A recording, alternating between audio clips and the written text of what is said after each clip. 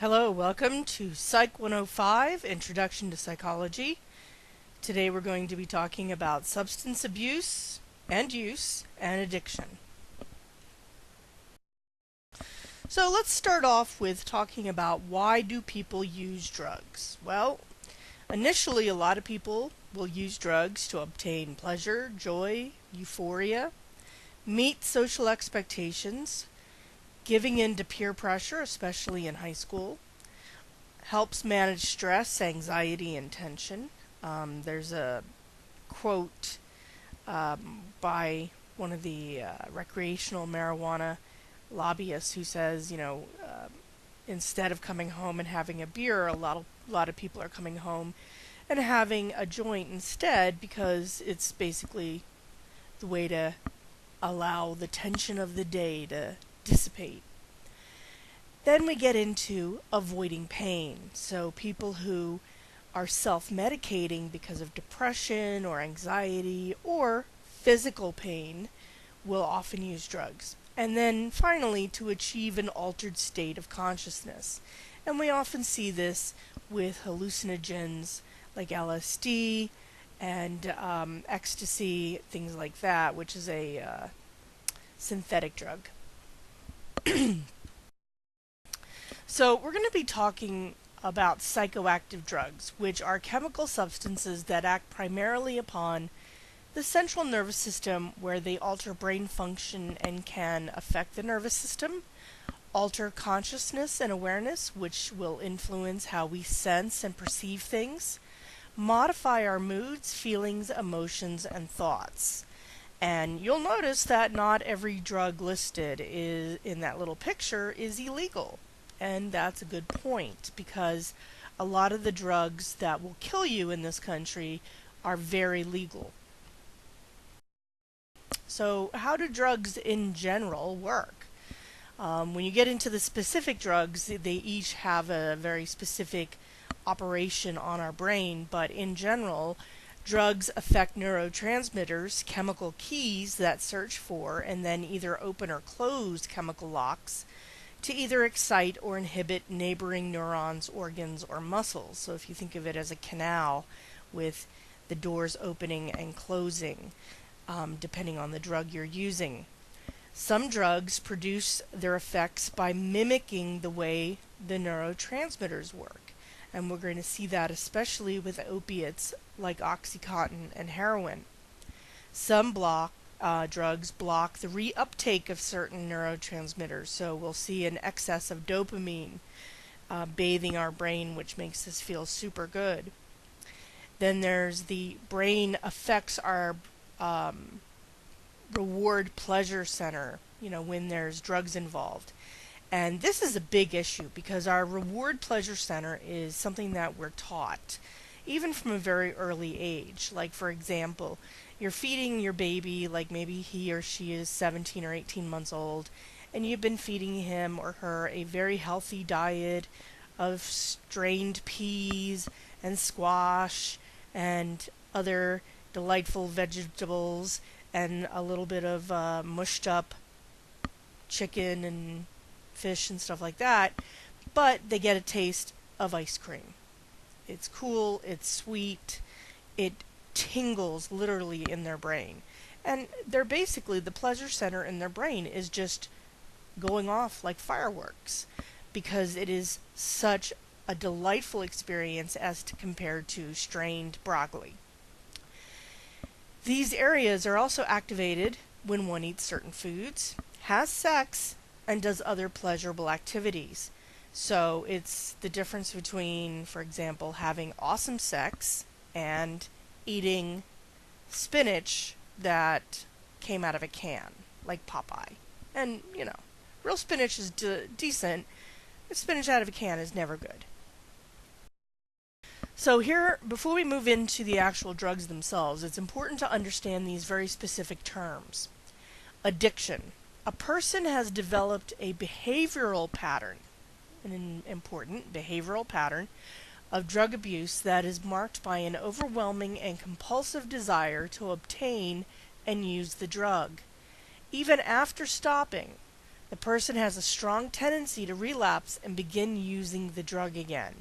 So this addiction is an overwhelming and compulsive desire. It's overwhelming. You can't deal with it. And just to kind of put it in context, there are so many people who have literally lost everything in their lives. They've lost their families, they've lost their jobs, they've lost their house, they've lost their friends. They have nothing left. They are literally living on the streets. They are selling their bodies for $10 a top. And that's the only thing keeping them going, is getting to that next hit, because the overwhelming desire to obtain and use that drug is the only thing that matters to them. So clearly there is some sort of brain mechanism going on where everything else that's important to you fades away. Tolerance is a term that means after a person uses a drug repeatedly over a period of time, the original dose of the drug no longer produces the desired effect, so that a person must take increasingly larger doses of the drug to achieve the same effect. And you'll also see this with a drug like alcohol, where you start off when you're 16 or 17 and you steal a bottle of wine from your mom and dad's liquor cabinet, and on a glass of wine you start to feel tipsy. Well, by the time you're 20 or 21 and you've been getting booze on your fake ID, you're doing 3-4 shots of vodka before you feel any kind of effect, because your body has built up that tolerance. It's like building a callus on your finger. It takes longer and longer for you to feel anything. Dependency refers to a change in the nervous system, so that a person now needs to take the drug to prevent the occurrence of painful withdrawal symptoms. A person who refers to their narcotics as their medicine oftentimes have reached this point because they literally are sick as a dog if they don't get their hit of, be it heroin, meth, cocaine, and even alcohol. They will feel terrible, and the only way they'll feel normal is by using that drug. Then withdrawal symptoms, which include painful physical and psychological symptoms that occur after a drug-dependent person stops using the drug. And we'll talk more about what goes into these withdrawal symptoms, but your body rejects the idea that they're no longer going to have access to this particular drug. And as a consequence, it rebels. And it is signaling to you that it wants this drug back. So your body is literally battling you, and it's mind over matter a lot of times. And anyone who's ever had an addiction will tell you that it is horrible to try and overcome these withdrawal symptoms, that you are so desperate and you crave it so much that all you want to do is find the drug and just continue using it, which is again why so many people tend to relapse. So we're going to talk about, through this entire PowerPoint, the concept of substance use disorder, which is described in the DSM-5, and it is a pattern of using an intoxicating substance leading to clinically significant impairment or distress, as described by at least 2 of the following symptoms occurring within a 12-month period. Now there's about 11 symptoms, so it goes over 3 different slides. The first is the substance is often taken in larger amounts or over a longer period than was intended. So, if you come home from work and you have a beer, 1 beer, and that beer you nurse for an hour before dinner, well, that's not going to turn you into an addict necessarily. It's when you need 2, 3, 4, 5 beers in that hour that things get to be a little nerve-wracking. There is a persistent desire or unsuccessful effort to cut down or control the use of the substance.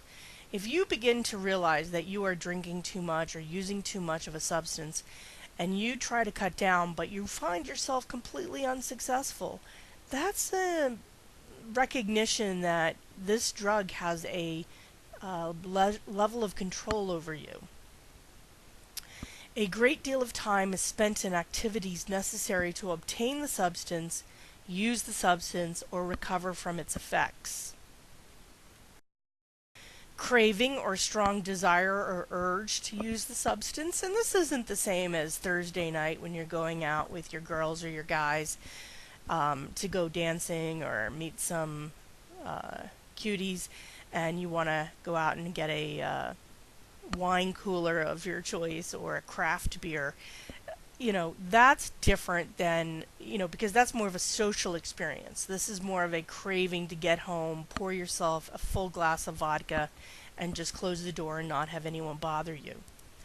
Recurrent use of the substance resulting in a failure to fulfill major role obligations at work, school, or home. If you lose your job, fail out of school, your family doesn't want anything to do with you, this is a huge red flag. Continued use of the substance despite having persistent or recurrent social or interpersonal problems caused by or worsened by the effects of its use. And again, here's where those interpersonal problems. If your love muffin says to you, do you have to be drunk every night? And you get very defensive because what's wrong with being drunk every night? Then there's an issue there. Important social, occupational, or recreational activities are given up or reduced because of the use of the substance.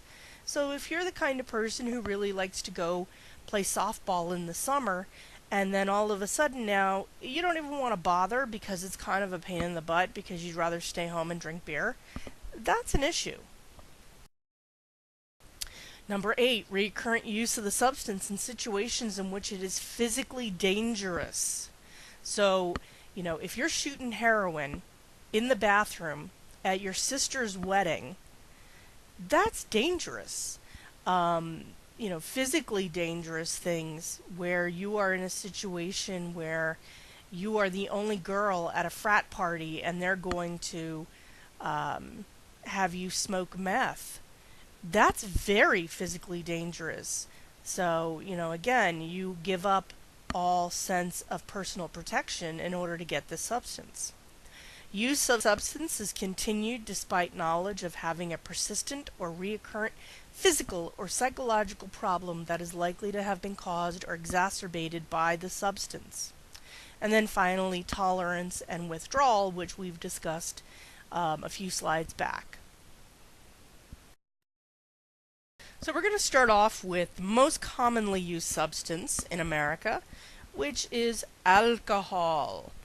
Approximately 52% of Americans use it, which is about 176 million adults, more or less. And again, a lot of people who are using it don't have to be 21. Legally, they should be, but that doesn't mean that they're not.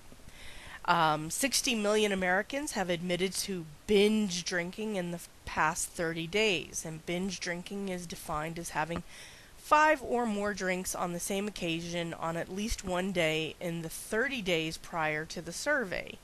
So again, what you're looking at here is this is a pretty significant number, 60 million people. Right now, the United States has about 330 million people. So that's a very large proportion. That's almost 20%. Especially if you're just looking at adults. 16.5 million Americans report that they are heavy drinkers. Heavy drinking is defined as binge drinking on at least 5 days in the past 30 days. So again, what we're looking at here is alcohol is the drug of choice in the United States. However, it is legal, so it is not given the same kind of scrutiny as a drug, say, for example, like heroin is. According to the Centers for Disease Control and Prevention, CDC, excessive alcohol use causes 88,000 deaths a year.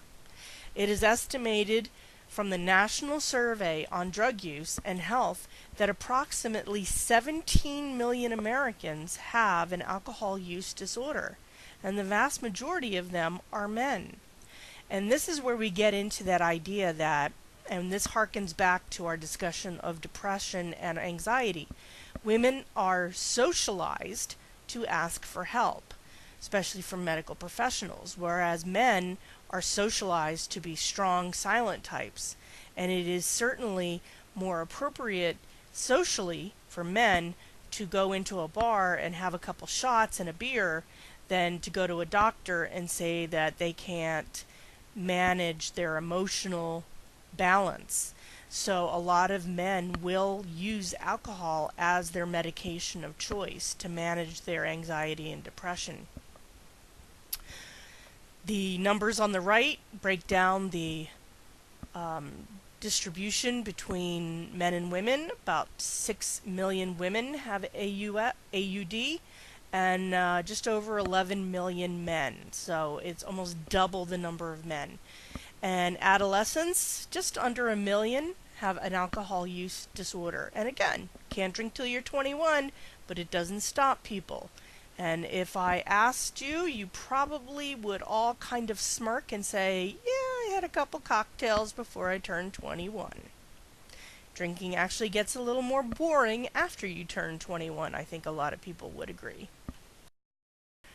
Moving on to the next legal drug that a lot of people in this country use is tobacco. And this is 67 million Americans use tobacco products, which is about 25% of the population of age 12 and above. So not quite as many people who use alcohol, but still a significant number. Smoking has declined significantly over the past few decades in the United States. However, young adults have the highest rate of tobacco use. Among teenagers aged 12 to 17, there is a significant correlation between smokers and users of illicit drugs compared to non-smokers and users of illicit drugs. So in terms of that correlation, we know that smoking is much more of a gateway drug than any other of these drugs that we want to throw out there. 2 million teens begin using cigarettes each year. Think about the cigarette industry. Are they marketing to middle-aged men and women? No, because we've already wised up and said no and stopped smoking if we did start at some point, and they're not going to get us to start smoking at 40 or 45 years old. Who are they going to get to start smoking? The 14-year-olds who think it looks cool. The 16-year-olds who think it'll make them look more adult. And again, this has been a big issue in this country through the various decades of tobacco use. Tobacco use disorder is based on the idea that tobacco is a stimulant that triggers the brain's reward pleasure center to produce good feelings. Low doses improve attention, concentration, and short-term memory. It also causes sexual problems, including impotency. That's where you have a problem getting and keeping an erection. Regular use causes addiction and dependency, and when a person tries to quit, it leads to withdrawal symptoms ranging in severity and includes nervousness, irritability, difficulty in concentrating, sleep disturbances, and strong cravings. It's been said that trying to quit tobacco is as difficult as it is to quit heroin. So that'll tell you what it does to your brain. It literally hijacks your reward pleasure center because it's so appealing to your brain. And within the nervous system, tobacco stimulates the production of dopamine, and it also stops other controlling cells from turning off the pleasure areas. So it's literally hijacking your brain and turning off all the other pleasure areas. A lot of people who smoke do so because they say it helps control their weight. They don't eat as much. And when they stop smoking, they eat everything they can get their hands on. It's because their brain is trying to relearn the pleasure and reward system so that they can transfer those good feelings to another product or another item. And it's because tobacco is so addictive. And, tobacco companies for years have been putting extra additives in cigarettes and different tobacco products to make it more addictive. Tobacco kills more Americans than any other drug. They do damage to nearly every organ in the human body, often leading to lung cancer, respiratory disorders, heart disease, stroke, and other illnesses. Tobacco is linked to an estimated 480,000 deaths per year. That's almost 500,000 deaths per year. And that statistic comes from the U.S. Department of Health and Human Services from 2014. Now, the chart that I have on here is the people who are smoking based on their education. So people in blue have less than a high school education. People in red have a college degree. And what you'll see is cigarettes, you have over 30% of people who smoke cigarettes have less than a high school education, whereas people who have a college education, it's about 10%.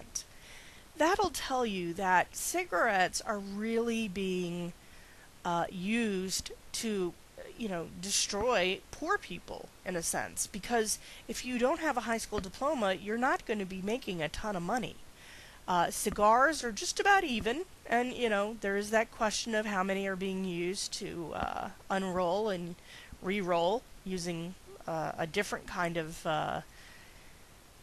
interior, such as marijuana. And then smokeless tobacco, you'll see it's again about a 2-to-1 ratio between your adults with less than a high school education and adults with a college education.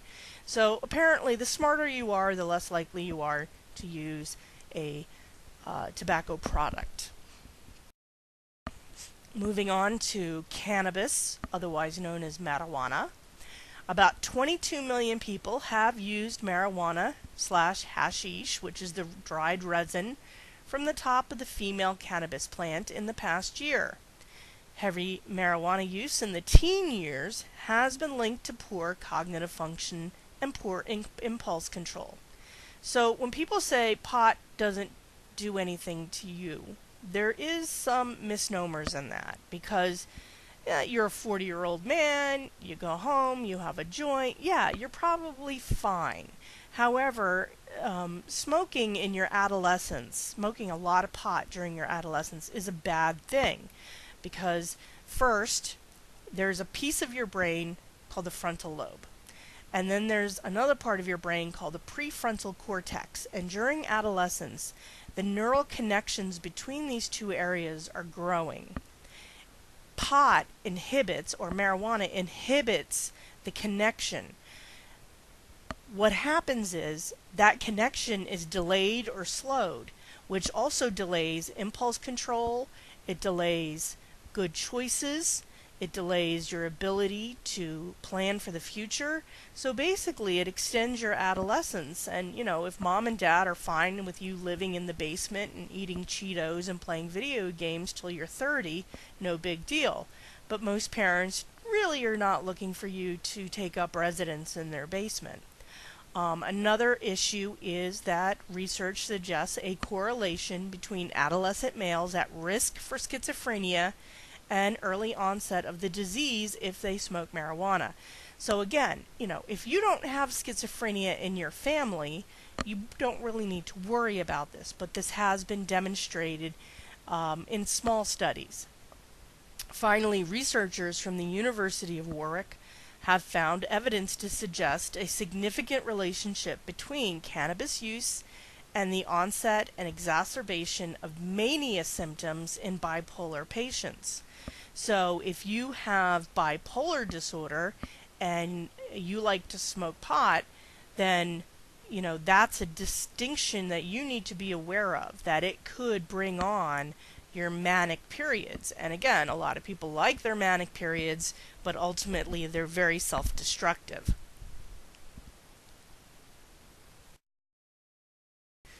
So let's look at the general dangers of using cannabis if you have a cannabis use disorder.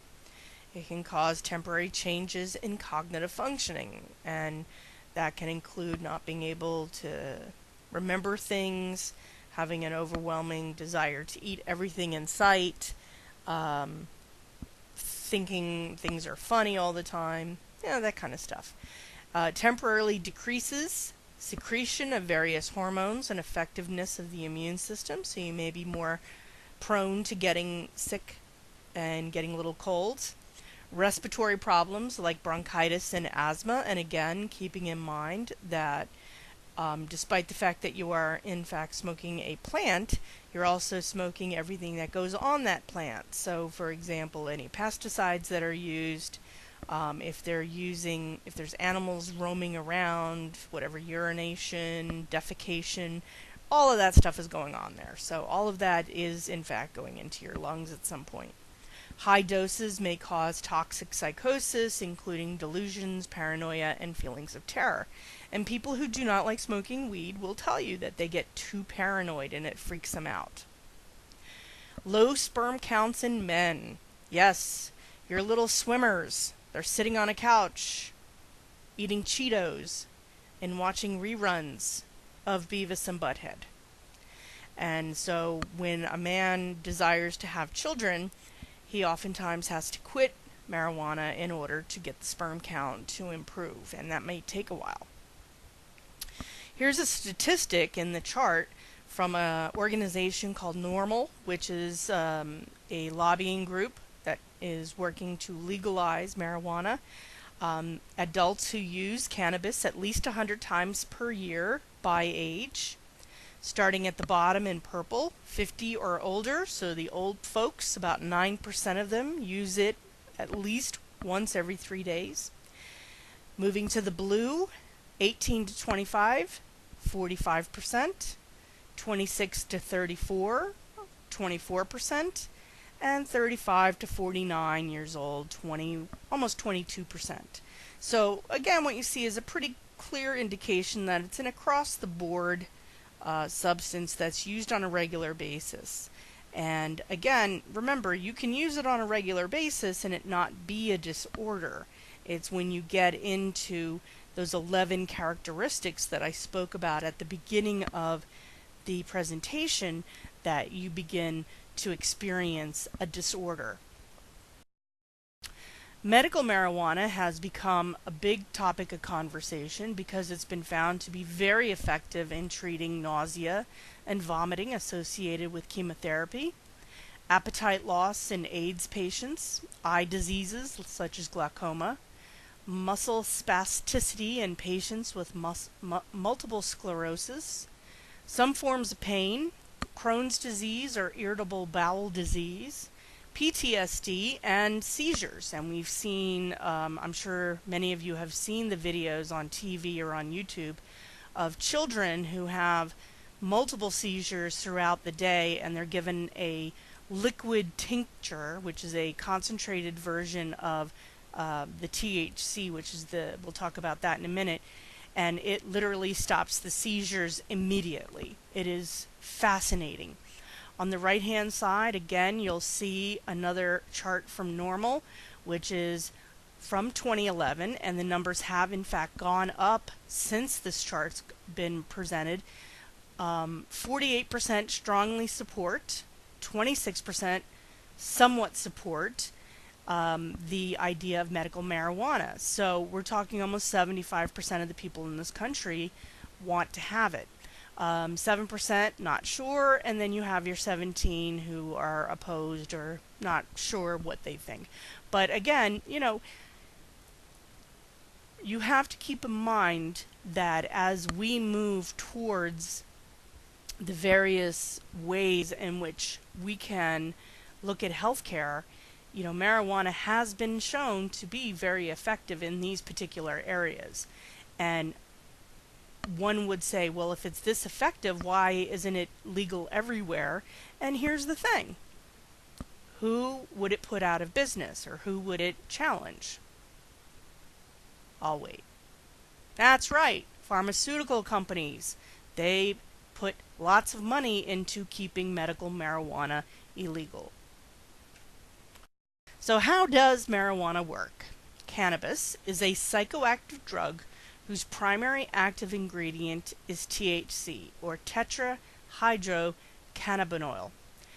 THC is rapidly absorbed by the lungs while smoking.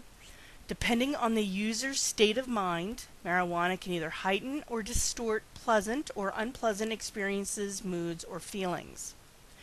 THC receptors are located throughout the brain, including the hippocampus, cerebral cortex, limbic system, cerebellum, and basal ganglia. THC, acting through cannabinoid receptors, activates the brain's reward system, which includes regions that govern the response to healthy, pleasurable behaviors such as sex and eating. So if you ever wonder why, after you smoke a joint or a bong or whatever you may or may not be using, you want to eat and then have sex, or vice versa, this is why. THC stimulates neurons in the reward system to release the signaling chemical dopamine at levels higher than typically observed in response to natural stimuli, which creates the high that recreational users are seeking. THC is like the neurotransmitter anandamide. The brain itself makes a chemical similar to THC called anandamide. Researchers fed a high-fat diet to mice, which increased their levels of this neurochemical. So it's why a lot of people think when we're stressed out, we go through the drive-thru at McDonald's or Taco Bell, and we eat that terrible food for ourselves, terrible yet delicious, because it simulates the feeling of being high. And you'll see the chemical compound looks very similar on the right-hand side. Anandamide exhibits both anti-anxiety and antidepressant properties and provides a heightened state of happiness. So the only way we can truly recreate that feeling inside of ourselves is with that high-fat diet, which of course is not a good thing for us. So now we're going to move on to opiates, which is a much more serious issue. Opiates include heroin, painkillers like Percocet and OxyContin, and morphine. Some users switch from prescription painkillers to heroin because it is cheaper and often easier to get. In Russia, it's hard to get heroin, but what they do is Tylenol with codeine is sold over the counter, and they add iodine to it, and they create a product called Crocodile, and that's with a K, and they inject it, and it gives a similar high to heroin, but what it does is it eats away at the skin. And if you ever look at these pictures, and I'm not including them in this presentation because they are just, I'd have to have 75 trigger warnings. They're just horrible to look at, but people will do anything because it's such an addictive substance. There are 3 primary effects: analgesic, which is that pain reduction; opiate euphoria, which is that state between waking and sleeping, but you feel amazing; and everyone's favorite, constipation, because your brain slows everything down, and that includes your digestive process. So you develop this horrible feeling in your stomach all the time and lower bowels. So, which is why a lot of people with heroin addictions won't eat a lot or are super skinny. The brain also produces morphine-like chemicals called endorphins, which naturally occur during strenuous exercise, high excitement, and orgasm. So that wonderful feeling that courses through you after you have an orgasm is much like that feeling you get when you inject heroin. The dangers of opiate use is that the brain will produce less of its own endorphins. Our body soon begins to rely on outside opiates, and the person becomes addicted. Withdrawal symptoms include hot and cold flashes, sweating, muscle tremors, and stomach cramps. overdose results in depressed neural control for breathing and death from respiratory failure. So basically, your body just shuts down. Your neurons stop firing. It's just kind of like putting an off button in your brain. Let's talk about opiate use disorder. In 2015, 20,101 overdose deaths were related to prescription pain relievers, and 12,990 overdose deaths were related to heroin in the United States. Just look at those numbers for a minute. 33,000 deaths related to opiate use disorder. That's a staggering number. Since 1999, opiate overdose deaths have increased 265% among men and 400% among women. In 2014, an estimated 1.9 million people had an opioid use disorder related to prescription pain relievers, and an estimated 586,000 had an opioid use disorder related to heroin use. Now, you're looking at almost 4 times the number of people who are addicted to the pain pills.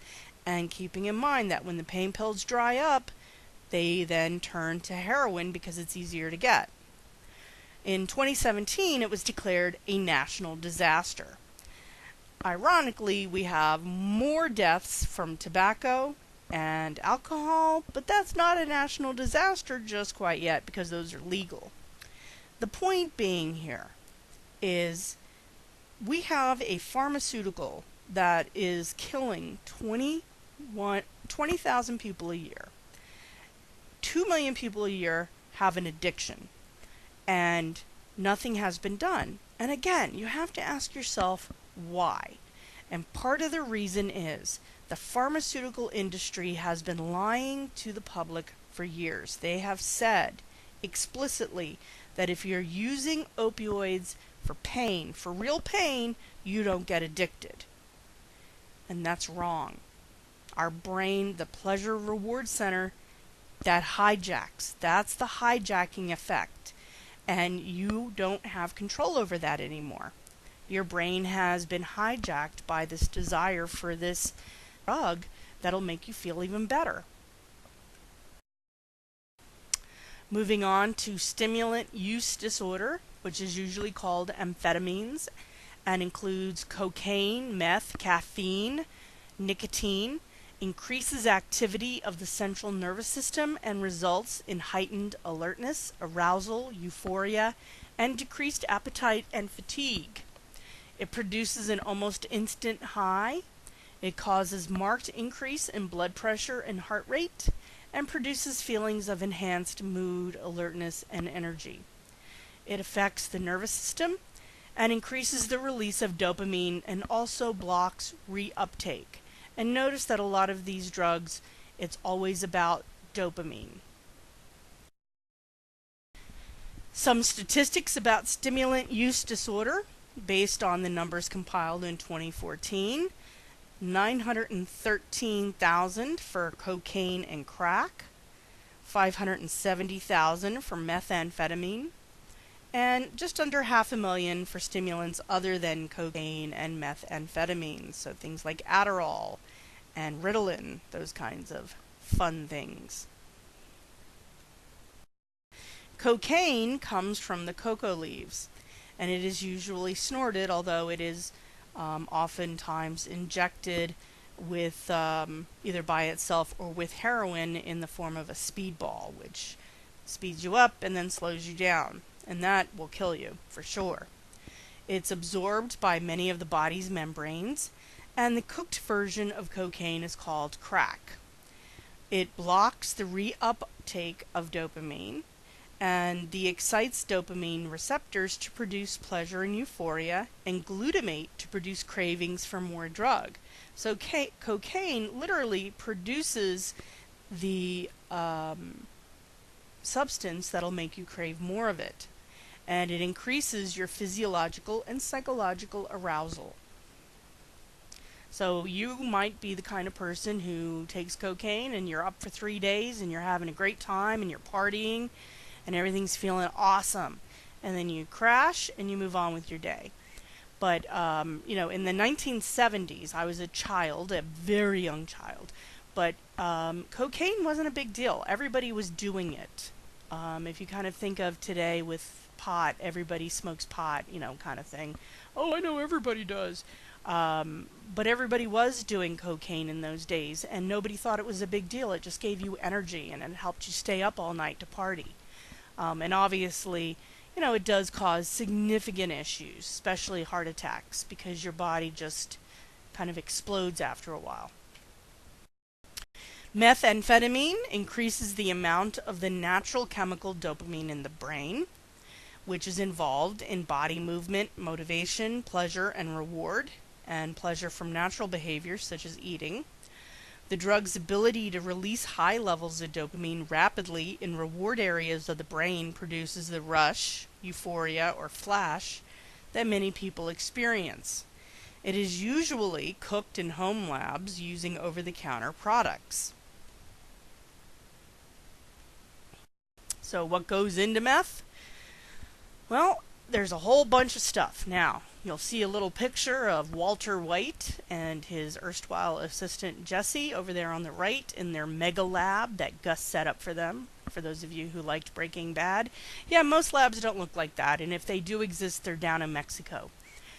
Most American meth labs use things like gasoline additives, rubbing alcohol, ether, benzene, paint thinner, freon, acetone, chloroform, camp stove fuel, ammonia, white gasoline, phenyl 2-propane, phenylacetone, phenylpropanol, I can't even pronounce that one, rock, table, or Epsom salt, red phosphorus, toluene, which is found in brake cleaner, red devil lye, drain cleaner, battery acid, muriatic acid, lithium from the batteries, sodium metal, ephedrine, which is from your cold tablets, diet aids, iodine, bronchodilators, which is your asthma meds, energy boosters, and iodine crystals. So, when people start taking meth, that's what they're putting in their bodies. So, what is the result of this kind of stuff? Well, you start not looking your best. So, dangers of meth: extreme weight loss, severe dental problems. You get that really sexy meth mouth. For those of you who watched Orange is the New Black, the first couple seasons, Pennsatucky, she had that meth mouth going in detail. Anxiety, confusion, sleeping problems, stroke and heart attack, intense itching leading to skin sores from scratching. And here's one of those: first time this girl got arrested, and then the next time she got arrested. And obviously she's been picking at herself with all the meth she's been taking, because all of those chemicals are toxic. And so if you're smoking them, they have to get out of your body somehow. And if you're interested in this kind of stuff, the before and after meth pictures are tragic, but they're really telling how badly they affect people. Violent behavior, paranoia, extreme and unreasonable distrust of others, hallucinations, the sensations and images that seem real, though they aren't. And again, if you watched Breaking Bad, you can tell that you don't make the best choices when you're high on meth. In general, dangers associated with stimulant use: periods of restless activity and performing repetitive behaviors. Later, euphoria is replaced with depression, agitation, insomnia, and development of true paranoid feelings. Long-term risks include stroke, liver damage, memory loss, and extreme weight loss. And it can result in serious physical and psychological problems, which may include hallucinations and feelings of bugs crawling under the skin. Interestingly, there have also been studies that demonstrate people who use meth are more and have HIV are more likely to convert to AIDS, because there's something in the meth that accelerates the progression of HIV. So why does someone become addicted to a substance and someone else doesn't? According to the National Institute of Health, kinship studies that include identical twins, fraternal twins, adoptees, and siblings suggest that as much as half of a person's risk of becoming addicted to nicotine, alcohol, or other drugs depend on his or her genetic makeup.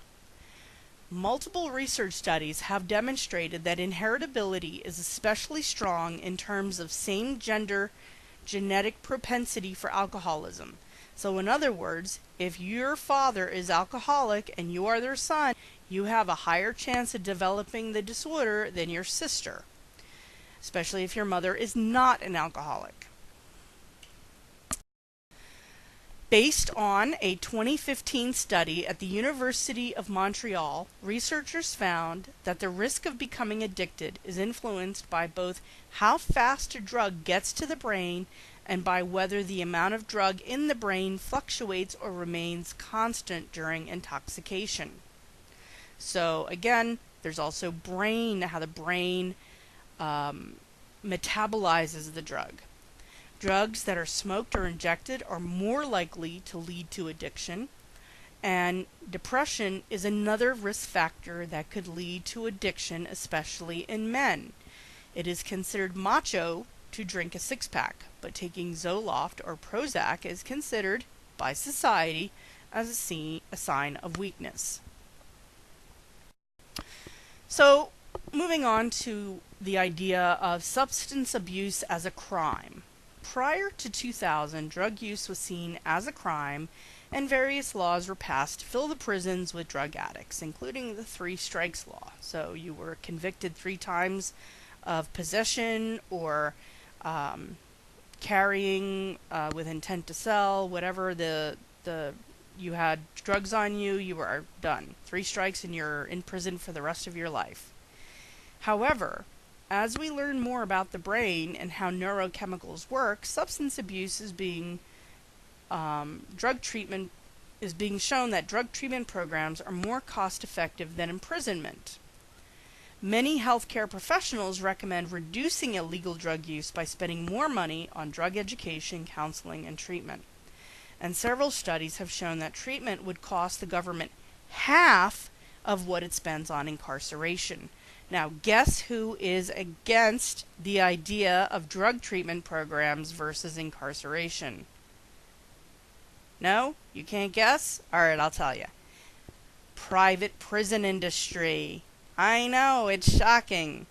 Yes, they don't like the idea of shutting down the prisons because more and more people would get off the use of drugs and would not be going to jail. So, again, there's always this idea of if you want to know why something is not being done, even though it would save money, you have to ask who's fighting it? Who's spending the money to fight it? Another interesting aspect is the idea of drugs, race, and the courts. In the late 1980s, the Controlled Substances Act established a minimum mandatory sentence of 5 years for a first-time trafficking offense involving over 5 grams of crack, equating it as the same as 500 grams of powder cocaine. It would be like having different sentences for someone caught drunk driving with beer versus drunk driving with vodka. Same body, same blood ratio, but because you got caught with beer instead of vodka in your body, you're going to get different sentences. According to U.S. Sentencing Commission figures, no class of drug is as racially skewed as crack in terms of the number of offenses. According to the Commission, almost 80% of sentenced crack offenders in 2009 were African American or black, versus 10% who were white and 10% who were Hispanic. Statistically, it is true that more white people use cocaine and more black people use crack. So in 2010, President Obama signed the Fair Sentencing Act, reducing the disparities in sentencing. He did not eliminate the disparities because he got a lot of pushback, but he reduced the disparities in sentencing. Interestingly, as we look at legalization of recreational marijuana, a lot of people will point out that young white people generally get caught with liquor and young black people generally get caught with marijuana. So one, they get a ticket, a summons, pay a fine, and they go home with mom and dad. The other one, they will oftentimes end up having to spend a few days in jail. And that's usually with marijuana. And, the bigger cities like Philadelphia, New York, Los Angeles have mitigated or lessened their focus on arresting people for these low-level drug issues. But small towns and towns in the South are still, this is what they use to arrest people.